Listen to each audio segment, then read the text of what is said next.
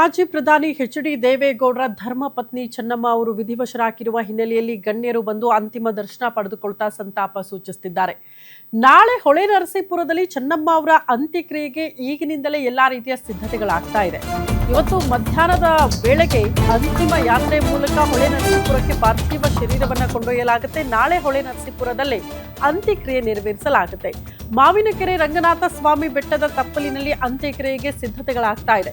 ಕುಟುಂಬದವರ ಇಷ್ಟ ದೈವವಾಗಿರೋ ಮಾವಿನಕೆರೆ ರಂಗನಾಥ ಸ್ವಾಮಿ ಹರದನಹಳ್ಳಿಯ ಪಕ್ಕದಲ್ಲೇ ಇರೋ ಜಮೀನಿನಲ್ಲಿ ಅಂತ್ಯಕ್ರಿಯೆ ನೆರವೇರಿಸೋದಕ್ಕೆ ಕುಟುಂಬಸ್ಥರು ನಿರ್ಧಾರ ಮಾಡಿದ್ದಾರೆ. ಅಂತ್ಯಕ್ರಿಯೆಗೆ ಸಕಲ ಸಿದ್ಧತೆಯನ್ನ ನೋಡ್ಕೊಳ್ತಿದ್ದಾರಂತೆ ಮಗ ರೇವಣ್ಣ. ಸಕಲ ಸರ್ಕಾರಿ ಗೌರವದೊಂದಿಗೆ ಅಂತ್ಯಕ್ರಿಯೆಗೆ ಸಿದ್ಧತೆಗಳಾಗ್ತಾ ಇದೆ. ಒಕ್ಕಲಿಗ ಸಂಪ್ರದಾಯದಂತೆ ನಾಳೆ ಅಂತ್ಯಕ್ರಿಯೆ ನೆರವೇರಿಸಲಾಗುತ್ತೆ. ನಾಳೆ ಚೆನ್ನಮ್ಮ ಹುಟ್ಟೂರಿನಲ್ಲೇ ಅಂತ್ಯಕ್ರಿಯೆ ನೆರವೇರಿಸಲಾಗುತ್ತೆ. ಹಾಗಾಗಿ ಮಧ್ಯಾಹ್ನ ಅಂತಿಮ ಯಾತ್ರೆಯ ಮೂಲಕ ಹಾಸನದ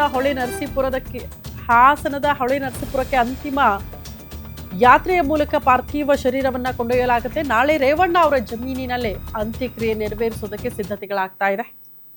ಅವರ ಹುಟ್ಟೂರು ಜೊತೆಗೆ ಮಗ ರೇವಣ್ಣ ಅವರ ಜಮೀನು, ಅಲ್ಲಿ ಅಂತ್ಯಕ್ರಿಯೆಗೆ ಸಿದ್ಧತೆಗಳಾಗ್ತಾ ಇರುವಂತಹ ದೃಶ್ಯ. ಮತ್ತೊಂದು ಕಡೆ ಗಣ್ಯರು ಬಂದು ಅಂತಿಮ ದರ್ಶನ ಪಡೆದುಕೊಳ್ತಾ ಇರುವಂತಹ ದೃಶ್ಯ.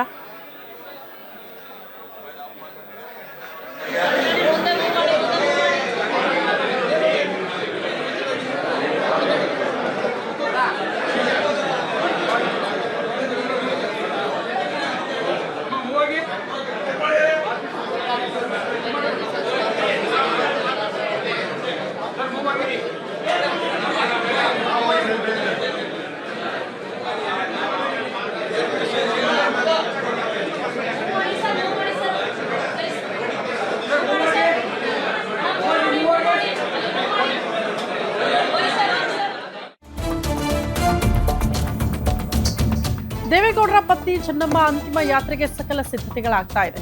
ಇವತ್ತೇ ಹಾಸನದ ಹೊಳೆನರಸೀಪುರಕ್ಕೆ ಪಾರ್ಥಿವ ಶರೀರವನ್ನ ರವಾನೆ ಮಾಡಲಾಗುತ್ತೆ. ಬೆಂಗಳೂರಿನಿಂದ ಹೊಳೆನರಸೀಪುರಕ್ಕೆ ರಸ್ತೆ ಮೂಲಕ ಅಂತಿಮ ಯಾತ್ರೆಯ ಮೂಲಕ ಪಾರ್ಥಿವ ಶರೀರ ಬೆಳಗ್ಗೆ 11:05 ಬೆಂಗಳೂರಿನಿಂದ ತೆರಳಲಿದೆಯಂತೆ. ಪಾರ್ಥಿವ ಶರೀರ ಅಂದ್ರೆ ಕೊಂಡೊಯ್ಯುತ್ತಾರೆ.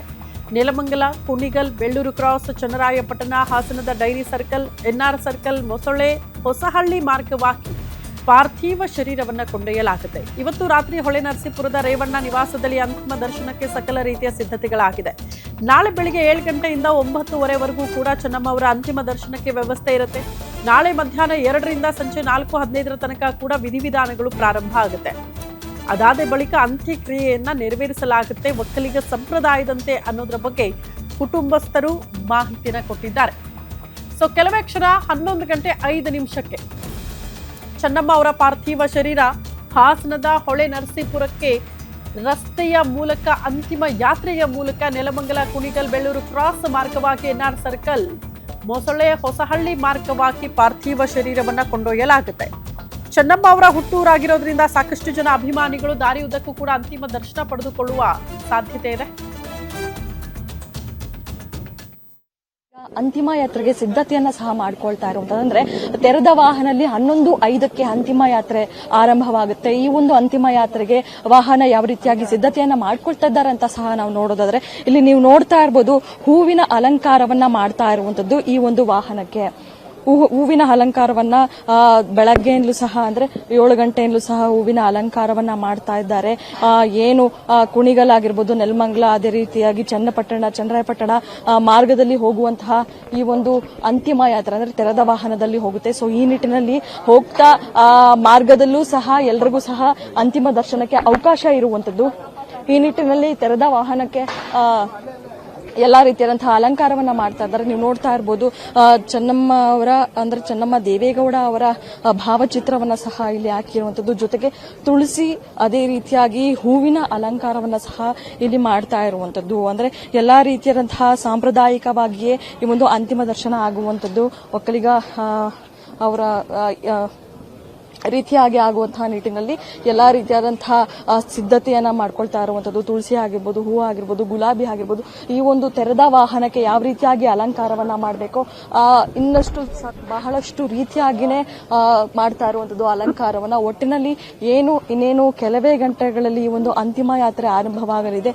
ಈ ಒಂದು ಅಂತಿಮ ಯಾತ್ರೆಗೆ ಎಲ್ಲಾ ರೀತಿಯಾದಂತಹ ಸಕಲ ಸಿದ್ಧತೆಯನ್ನ ಸಹ ಕುಟುಂಬ ಮಾಡ್ಕೊಳ್ತಾ ಇರುವಂತದ್ದು. ಈ ಒಂದು ಅಂತಿಮ ಯಾತ್ರೆಯ ವಾಹನ ಸಹ ಈಗಾಗಲೇ ಸಿದ್ಧತೆ ಆಗ್ತಾ ಇರುವಂತದ್ದು. 11:05 ಶುರುವಾಗೋದ್ರಿಂದ ಇನ್ನೇನು ಕೆಲವೇ ನಿಮಿಷ ಅಥವಾ ಕೆಲವೇ ಗಂಟೆಗಳಲ್ಲಿ ಈ ಒಂದು ವಾಹನ ಸಹ ಇನ್ನೇನು ರೆಡಿ ಆಗುವಂತದ್ದು. ಈ ನಿಟ್ಟಿನಲ್ಲಿ ಇವತ್ತು ಹೊಳೆನರಸೀಪುರಕ್ಕೆ ನೆಲಮಂಗಲ, ಕುಣಿಗಲ್, ಅದೇ ರೀತಿಯಾಗಿ ಹಾಸನ, ಅದೇ ರೀತಿಯಾಗಿ ಚನ್ನರಾಯಪಟ್ಟಣ ಮಾರ್ಗವಾಗಿ ಹೋಗುವಂತಹ ಈ ಒಂದು ಅಂತಿಮ ಯಾತ್ರೆ ಏನಿದೆ ಅಲ್ಲೂ ಸಹ ಸಾಕಷ್ಟು ಸಾರ್ವಜನಿಕರಿಗೆ ಅವಕಾಶವನ್ನ ಸಹ ಕಲ್ಪಿಸಿಕೊಡಲಾಗುತ್ತದೆ. ಎಚ್ ಡಿ ರೇವಣ್ಣ ಅವರ ನಿವಾಸದಲ್ಲಿ ಅಲ್ಲಿ ಸಹ ಅಂದ್ರೆ ನಾಳೆ ಬೆಳಗ್ಗೆ 7:30 ಮಧ್ಯಾಹ್ನದವರೆಗೂ ಸಹ ಅಂದ್ರೆ ಬೆಳಗ್ಗೆ 9:30ವರೆಗೂ ಸಹ ಅಲ್ಲೂ ಸಹ ಅಂತಿಮ ದರ್ಶನಕ್ಕೆ ಸಾರ್ವಜನಿಕರಿಗೆ ಅವಕಾಶವನ್ನ ಮಾಡಿಕೊಡಲಾಗ್ತಾ ಇದೆ ಅನ್ನುವಂತಹ ಮಾಹಿತಿ ಸದ್ಯ ಲಭ್ಯವಾಗ್ತಾ ಇರುವಂತದ್ದು. ಕ್ಯಾಮರಾ ಪರ್ಸನ್ ವಿನಯ್ ಜೊತೆ ಕವನ ಶಿವಣ್ಣ, ಗ್ಯಾರಂಟಿ ನ್ಯೂಸ್, ಬೆಂಗಳೂರು.